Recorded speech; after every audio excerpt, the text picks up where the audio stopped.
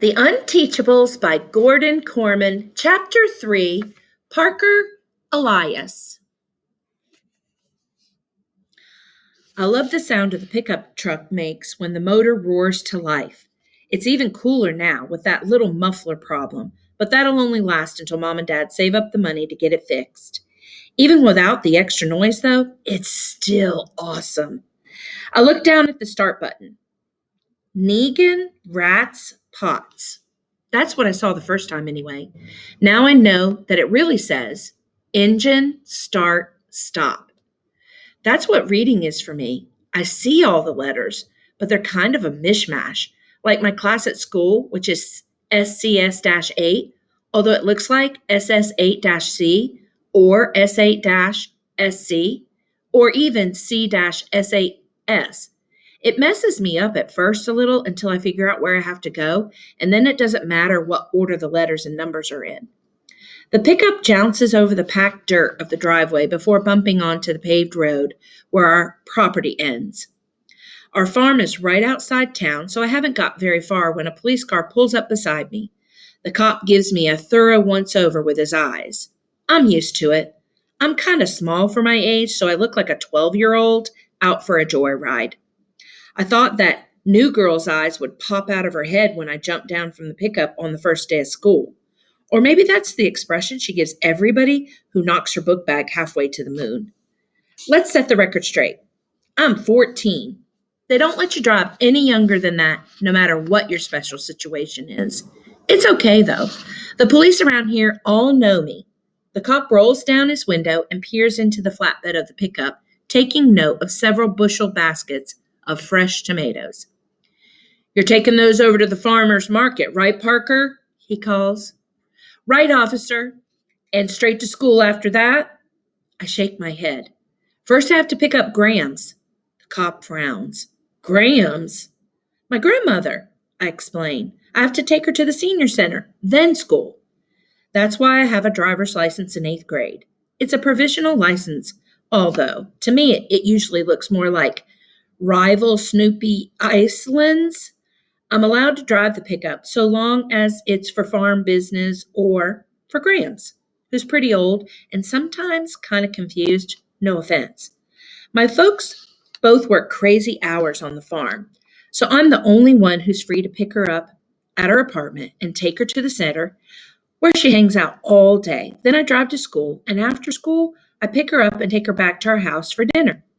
She doesn't live with us, though. She refuses to give up her own place. "My independence," she calls it. The law says I can do all this because running a farm is considered a hardship. That's pretty stupid because we actually prefer living outside the city and having tons of open space when everybody else is stuck on a little postage stamp of grass. Plus, we don't have livestock, so we don't have to do any of the really gross farm things like sticking your arm up the butt of a sick cow. I've only seen that on a TV, but that's a hard pass. I drop off the tomatoes at the market, watching the clock impatiently, while Mr. Sardo weighs everything to the millionth of an ounce. Then straight to Graham's. She's waiting for me in the lobby of her apartment building, but she's wearing a winter coat, and it's like 80 degrees out. So I have to park, and we go upstairs to put away the coat, and by the time I return from the closet, she's in the kitchen warming up leftover meatloaf for me. "But Graham's, I'm gonna be late for school." "Breakfast is the most important meal of the day, kiddo."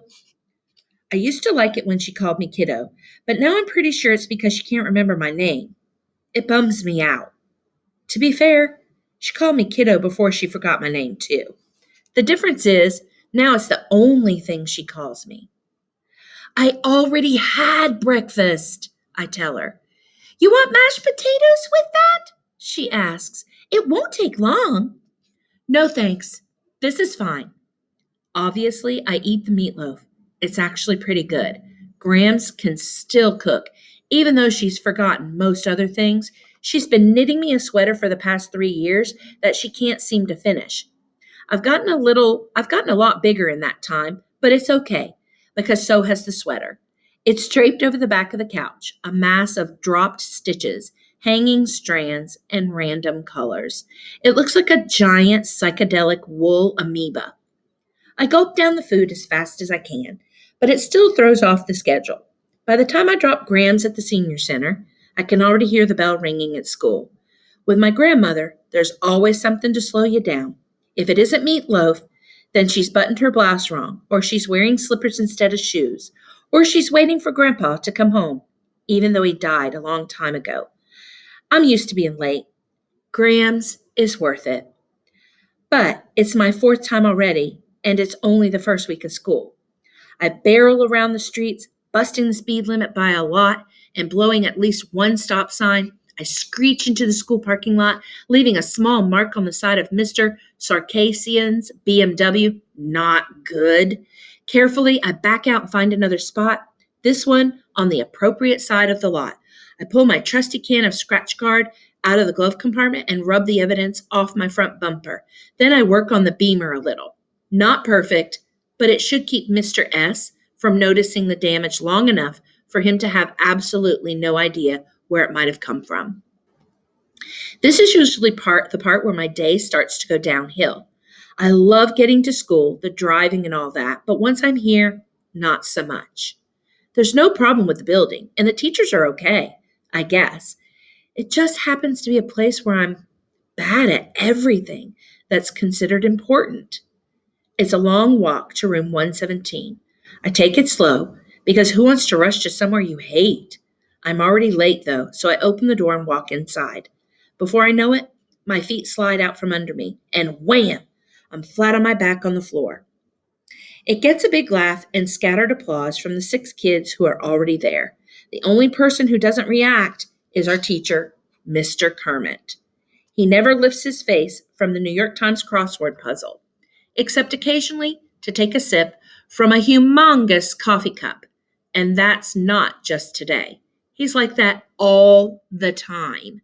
Yesterday, when Barnstorm chucked one of his crutches and shattered the globe, the teacher didn't so much as flinch. Not even when the Horn of Africa bounced off the side of his head. You could probably set off an atomic bomb on his desk, and he'd never notice. I scrambled up, but when I turned back to the doorway to see what tripped me, I go down again on my face this time. I can smell the floor and taste it a little. There's butter all over it. Who greased the floor? I howled. The kids laughed louder, enough to penetrate the cone of silence and capture Mr. Kermit's attention. He glances up, sees me flopping like a fish out of water, and quickly goes back to his puzzle. If he's not the worst teacher in the world, he's definitely bottom 5. Most embarrassing of all, Kiana has to rescue me. She's the girl whose backpack I hit with the truck. She hauls me far enough from the buttered area that I can stand up straight again. My shoes are still a little slippery, but at least I can walk to my desk. Kiana turns to the rest of the class. Who did that? Raheem, who was fast asleep, lifts his head off the desk and looks around like a deer in headlights. Did what? Let it go, I murmur red-faced. Why should you? She demands. Somebody buttered the doorway. Mr. Kermit's not going to stand for that. An absent-minded comes from the direction of the teacher's desk. Shh! I drag my broken body into the chair. Who's the mystery prankster who almost put me in intensive care? Plenty of possibilities in this class.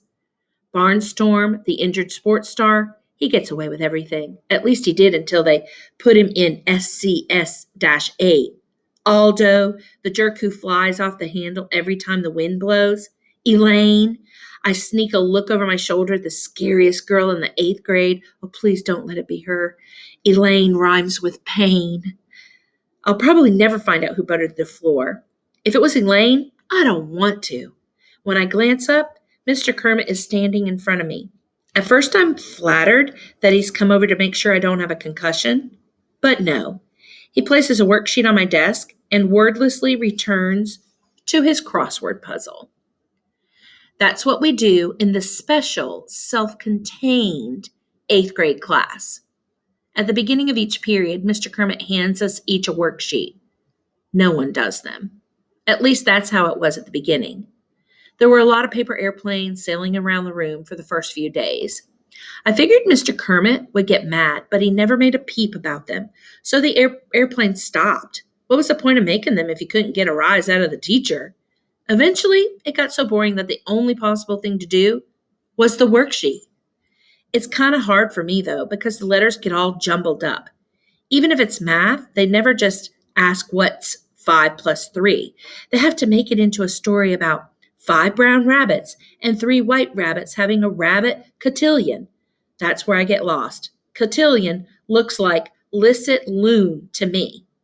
I'm hunched over my paper, trying to make heads or tails of what seems to be unbreakable code. When, at the desk beside me, Kiana sets down her pen and peers at my paper, which is as untouched as the minute I got it. "You haven't started yet?" she hisses. "Sure I have," I reply defensively. She isn't sold.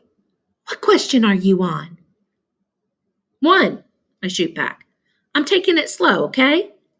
I return to work staring at the letters, willing them to arrange themselves into a form that makes sense to me. I guess I look like a scientist peering into a microscope because she blurts out, "You can't read?" "Yes, I can," I say defensively. "I'm just pacing myself." She reaches over and plants a finger on question 1. "What does that say?" "There's no talking in class," I tell her. "You want to get us in trouble?" Mr. Kermit takes a long, loud slurp of his giant coffee. "Read it," she orders. And I don't. It's not that I can't, but it would take time. I don't feel like it, I mumble. "Parker," she urges, "this is stupid. You can get help with this. You just have to tell the teacher. But nobody can help you if you don't know there's a problem." My eyes find Mr. Kermit. His attention never wavers from his crossword puzzle, even though Raheem and Barnstorm are sword fighting with rulers and Aldo leaves the room altogether. If I have to depend on Mr. Kermit for help, I'm going to be older than he is before I get any.